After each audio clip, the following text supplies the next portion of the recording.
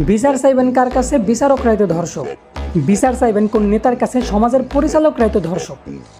যদি এমনটাই না হইতো তাহলে প্রতিটা গ্রামে একটা করে মেম্বার আছে, প্রতিটা ওয়ার্ডে একটা করে চেয়ারম্যান আছে, প্রতিটা উপজেলায় একটা করে এমপি আছে। তো মেম্বার যদি তার গ্রাম রে, আর একটা চেয়ারম্যান যদি তার ওয়ার্ড রে, আর একটা এমপি যদি তার উপজেলারে সুরক্ষিত রাখার চেষ্টা করত, তাহলে আজ বাবাহারা মেয়ের ধর্ষণের বিচার চাওয়ার জন্য মায়ের দুই হাত তুল্লা কান্না করতে হইতো না।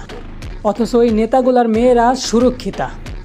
আর গ্রামের কোনায় পড়ে থাকা অবহেলিত নারী, বাসের মধ্যে অসহায় নারী, স্টুডিওর মধ্যে অসহায় বাচ্চা, আর ঘরের কোনার মধ্যে অসহায় হাফেজা নারী দিনের পর দিন হইয়া যাইতেছে ধর্ষিতা।